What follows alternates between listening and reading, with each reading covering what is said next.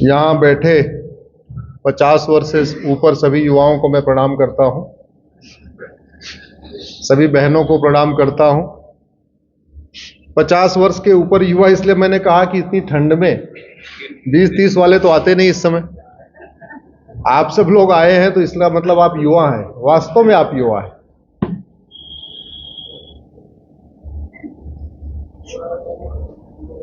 मैं सुबह ही पहुंचा हूं अभी दिल्ली से। कल 2024 का 120वां कार्यक्रम मैं लखनऊ में करके लौटा हूं।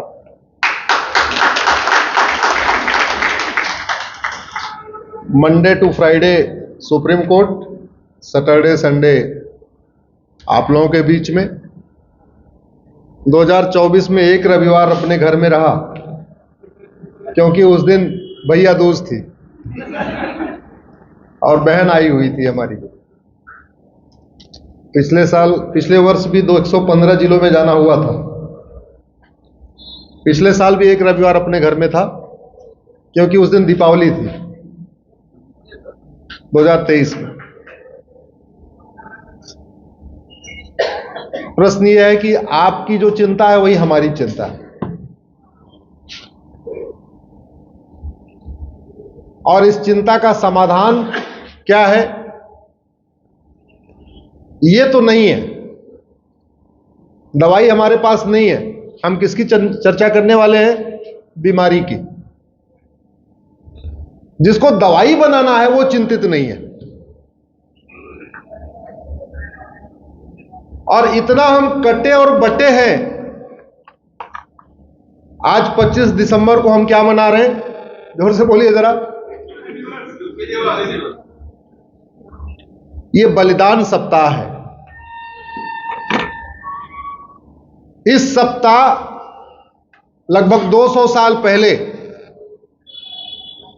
पूरे भारत में लोग जमीन पे सोते थे, क्योंकि सरहिंद की लड़ाई में माता गुजरी देवी, दोनों छोटे साहिबजादे अलग हो गए। गुरु गोविंद सिंह जी दोनों बड़े साहिबजादों के साथ अलग हो गए। उसके बाद उनके नौकर ने गद्दारी किया। गद्दारी करके जाके उसने बता दिया वहसी दरिंदों को कि माता गुजरी देवी और दोनों साहिबजादे यहां हमारे पास हैं। उसको कुछ असरफियां मिल गई और बाद में दोनों साहिबजादों को दीवार में चिनवाया गया। माता गुजरी देवी भी नहीं रही। तो यह सप्ताह बलिदान दिवस है भारत के इतिहास में। मेरी उम्र आप लोगों से कम है। आपने बताइए कभी प्राइमरी के स्कूल में यह चैप्टर पढ़ा कि 22 दिसंबर क्या हुआ था, 23 दिसंबर क्या हुआ था, 24 दिसंबर क्या हुआ था, 25 दिसंबर क्या हुआ था, 26 दिसंबर क्या हुआ था, 27 दिसंबर क्या हुआ था? नहीं। क्यों? क्योंकि अगर हम उसको पढ़ लेते तो हमारे अंदर राष्ट्रभक्ति की भावना आ जाती। राष्ट्रभक्ति की भावना आ जाती तो हम गुलामी की मानसिकता से दूर हो जाते। तो हम गुलाम बने रहे, गुलामी की मानसिकता हमारी बनी रहे, इसलिए हमको सिलेबस में पढ़ाया नहीं गया। तो जैसे उस समय चंद असरफियों के लिए गंगू ने गुरुदेव के परिवार से गद्दारी किया था, वैसे आज भी आज के गंगू चंद असरफियों के लिए भारत के साथ गद्दारी कर रहे हैं। दुर्भाग्यवश उन गंगुओं को आज की डेट में जनप्रतिनिधि कहा जाता है। और एक बात याद रखिएगा, पहले एक गंगू था और आज हर जिले में गंगू है।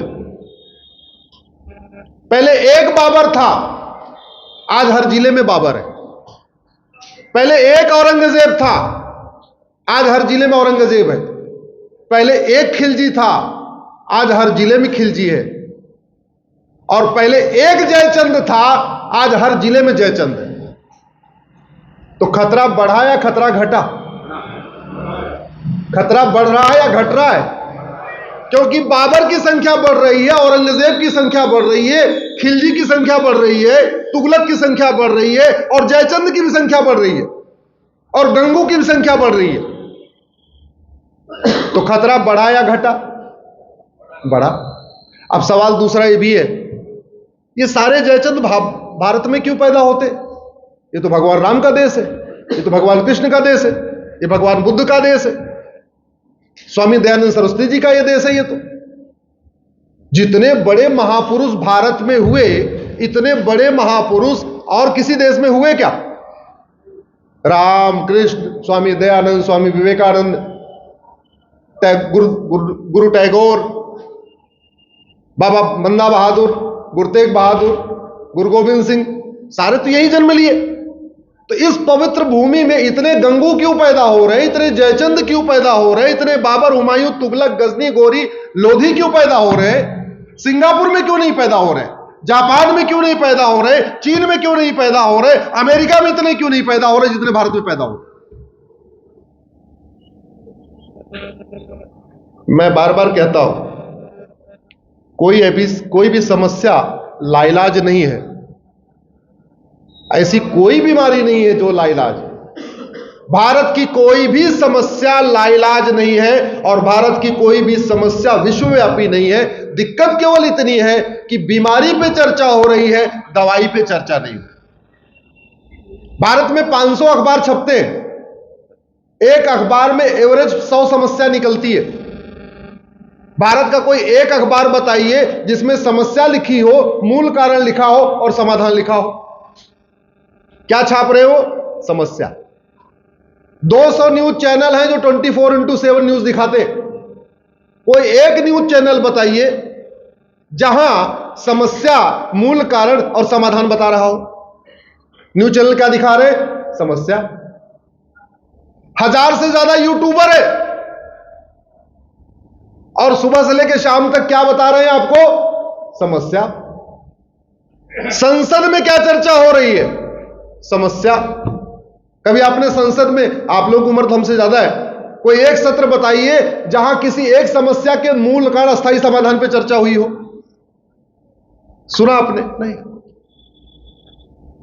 विधानसभा में समस्या, लोकसभा में समस्या, तो विधायिका में समस्या, न्यायपालिका में समस्या, कार्यपालिका में समस्या, खबरपालिका में समस्या और जनपालिका में भी हमारे नेता, अभिनेता, लेखक, बुद्धिजीवी, पत्रकार, कलमकार क्या बता रहे? समस्या। कश्मीर फाइल में आपको क्या बताया? समस्या बताया, समाधान बताया? जोर से बताइए जरा। केरल फाइल में आपको क्या बताया? समस्या या समाधान? तो आप समस्या देखते रहिए, समस्या देख देख के आनंद लेते रहिए। आप समस्या देख देख के खुश हैं, समस्या सुन सुन के ताली बजा रहे, तो फिर समाधान की जरूरत ही कहां है? सुनते रहिए समस्या।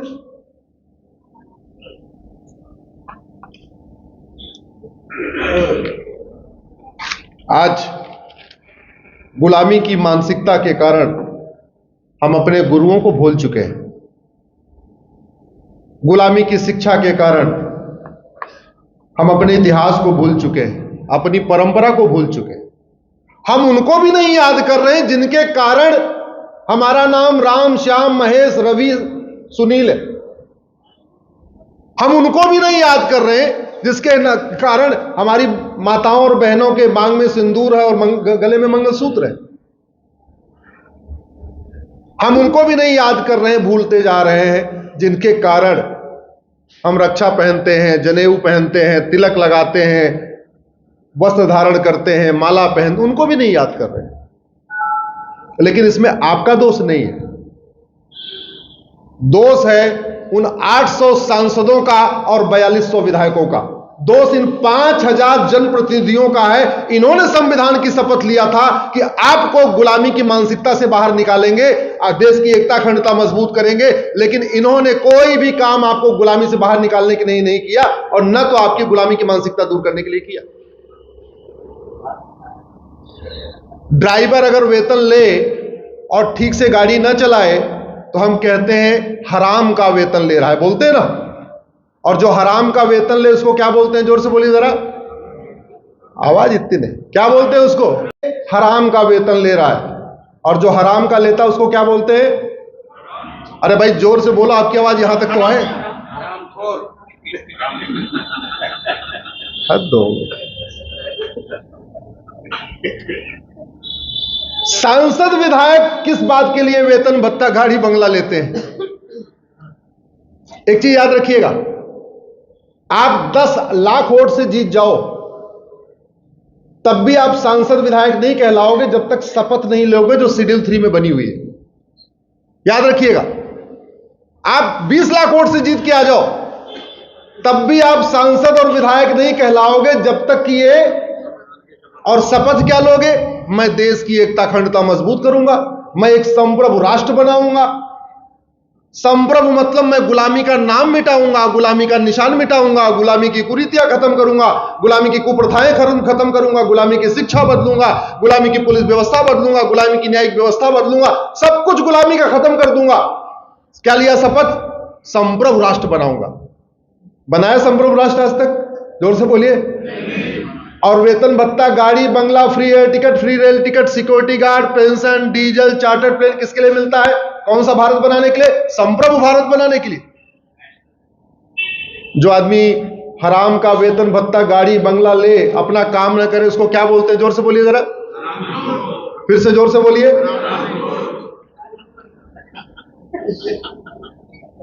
बोलना पड़ेगा। आप नहीं बोलेंगे तो कौन बोलेगा? वो 81 करोड़ लोग बोलेंगे जो जिनको 5-5 किलो राशन मिलता है। उनको तो 5 किलो राशन देकर उनको बुद्धू बना दिया। एक पार्टी कह रही है 5 किलो राशन दूंगा, दूसरी कह रही है मैं 6 किलो राशन दूंगा, तीसरी कह रही है 7 किलो राशन दूंगा। तो उन 81-82 करोड़ लोगों का तो उन्होंने केवल राशन के दम पे उनका मानसिक खतरा कर दिया। तो बोलना तो आपको ही पड़ेगा। आप बुद्धिजीवी हैं, आपको बोलना पड़ेगा। और मेरे सामने नहीं, आपको जाके जिन लोगों ने संविधान की शपथ लिया उनके सामने जाके बोलना पड़ेगा। मैं तो हिंद पुनरुत्थान ट्रस्ट और सभी आपके सदस्यों से कहूंगा, रविदेव जी, अब आगे से कार्यक्रम आप किसी हॉल में मत करिए, आगे से कार्यक्रम किसी सांसद के घर पे करिए। हां, उन्हीं की चाय पीजिए, उन्हीं का बिस्किट खाइए और वहीं कार्यक्रम करिए और उनको बताइए आपने शपथ किस बात के लिए ली। कड़वा मीठे झूठ ने भारत को बर्बाद कर दिया। चीनी ने डायबिटीज पैदा कर दिया और मीठे झूठ ने भारत को बर्बाद कर दिया। और कुछ चंद समय और बचा हुआ है। अगर इससे हम बाहर नहीं निकले तो बहुत बड़ी मुसीबत आने वाली है। मैं इसलिए कह रहा हूं, जिस पंजाब से सनातन धर्म को बचाने की सबसे बड़ी लड़ाई शुरू हुई, जहां हर परिवार के बड़े लड़के को लेके खालसा पंथ बनाया, आज उस पंजाब में 25% लोग कन्वर्ट हो चुके हैं। और क्यों कन्वर्ट हो गए हैं? चंद असरफियों के लिए। वो गंगू आज गंगू, पहले एक गंगू आज हजारों गंगू, उस पंजाब में कन्वर्ट हो रहे हैं जहां गुरु तेग बहादुर जी जहां से सिख सनातन धर्म को बचाने की लड़ाई लड़ रहे थे। और धर्मांतरण पे लोकसभा में चर्चा हुई क्या? जोर से बोलिए जरा। राज्यसभा में हुई, विधानसभा में हुई, किसी चैनल पे चर्चा हुई, किसी अखबार में लेख निकला कि धर्मांतरण कैसे रुकेगा? मैं आपको कह रहा हूं, मैं गारंटी के साथ कहता हूं, 1 महीने के अंदर भारत का 100% धर्मांतरण रुक जाएगा। मात्र 1 महीने के अंदर रुक जाएगा। धर्मांतरण राष्ट्र की सुरक्षा के लिए खतरा है कि नहीं? जोर से बोलिए। और जो राष्ट्र की सुरक्षा के लिए खतरा है, उससे निपटने के लिए कानून है, उसका नाम है नेशनल सिक्योरिटी एक्ट, एनएसए उसको बोलते। लेकिन सरकारें लगवा नहीं रही हैं और पुलिस वाले लगा नहीं रहे। धर्मांतरण हमारी देश की एकता अखंडता के लिए खतरा है कि नहीं? और जो देश की एकता अखंडता के लिए खतरा है, उससे निपटने के लिए दूसरा कानून है, उसका नाम है यूएपीए। लेकिन सरकारें लगवा नहीं रही हैं और पुलिस लगा नहीं रही। मुगल क्या करने आए थे? धर्मांतरण कराने। अंग्रेज क्या करने आए थे? धर्मांतरण कराने। सत्ता के लिए नहीं आए थे, सत्ता उनके लिए एक साधन था। वो सत्ताजीवी नहीं थे। हमारे वाले सत्ताजीवी हैं जो सत्ता की खातिर धर्मांतरण नियंत्रण कानून नहीं बना रहे। वो एकदम सत्ताजीवी नहीं थे, सत्ता उनके लिए साधन था। मुगल यहां पे सत्ता के लिए नहीं आए थे, धर्मांतरण कराने आए थे। अंग्रेज यहां सत्ता के लिए नहीं आए थे, धर्मांतरण कराने आए थे। सत्ता उनके लिए साधन था। तो ये धर्मांतरण अपने आप में इनडायरेक्ट वॉर हुआ कि नहीं? जोर से बोलिए जरा। और धर्मांतरण इनडायरेक्ट वॉर है, तो इनडायरेक्ट वॉर से निपटने के लिए भारतीय न्याय संहिता बीएनएस में धारा है वेजिंग वॉर की, जिसमें आजीवन कारावास फांसी होता है। लेकिन धर्मांतरण कराने वाले मिशनरियों, जिहादियों और उनके मददगारों के खिलाफ वेजिंग वॉर की धारा नहीं लग रही। धर्मांतरण से बड़ा देशद्रोह क्या होगा? आप भारत में जो लोग वसुधैव कुटुंबकम को मानते हैं, जो नारी तू नारायणी को मानते हैं, जो सर्वमंगल मांगल्य को मानते हैं, जो यत्र नारस्तु पूज्यते रमन्ते तत्र देवता को मानते हैं, जो भारत की संस्कृति को मानते हैं, उनको विदेशी पंथ में आप कन्वर्ट कर दे रहे हैं। इससे बड़ा कोई देशद्रोह हो सकता है क्या? जोर से बोलिए जरा। मैं एक आम भाषा में कह रहा हूं, इसलिए लीगल भाषा में नहीं, जिससे आप आराम से इसका जवाब दे सके। इससे बड़ा कोई देशद्रोह है क्या? तो देशद्रोह से निपटने के लिए धारा है, लेकिन लगाई नहीं जा रही। और धर्मांतरण एक व्यक्ति नहीं करता, पूरे ऑर्गेनाइज तरीके से कोई एक जगह देता है, कोई लिटरेचर देता है, कोई पैसा देता है, कोई कुछ करता है, कोई कुछ करता है, कोई कहीं बैठा हुआ कमांड देता है, कोई कहीं बैठा है उसको एग्जीक्यूट करता है। संगठित तरीके से किया जाता है। और जो संगठित तरीके से क्राइम किया जाता है, उससे निपटने के लिए हर राज्य के पास कानून है। महाराष्ट्र के पास मकोका है, गुजरात के पास गुजकोका है, यूपी के पास गैंगस्टर एक्ट है, एमपी के पास गुंडा एक्ट है, हर राज्य के पास है। मैं गारंटी के साथ कहता हूं, धर्मांतरण कराने वाले मिशनरियों, जिहादियों के खिलाफ 5 धारा लगाइए, एनसे लगाइए, यूएपीए लगाइए, वेजिंग वॉर लगाइए, देशद्रोह लगाइए, गैंगस्टर एक्ट लगाइए। धर्मांतरण कराने वाले मिशनरियों, जिहादियों और उनके मददगारों की 100% संपत्ति जब्त करिए, उनकी नागरिकता खत्म करिए और उनको आजीवन कारावास फांसी दीजिए। आज अभी 1 महीने के अंदर, 30 दिन के अंदर सारे मिशनरी, सारे जिहादी और उनके मददगार भारत छोड़ के भाग जाएंगे भारत छोड़ के। धर्मांतरण कोई लाइलाज समस्या नहीं है, लाइलाज समस्या नहीं है। इसलिए कहता हूं, अब हमारे देश में सार्वजनिक कार्यक्रम किसी हॉल में मत करिए। जो सार्वजनिक कार्यक्रम करना है किसी सांसद के घर पे करिए, और आप वहां करिए। मैं भी आके यही बात बोलूंगा, वहीं पे बोलूंगा। जो बातें मैं आज यहां बोल रहा हूं, ये बात मैं सांसदों और मंत्रियों के घर पे आके बोलूंगा। आप करिए कार्यक्रम वहां।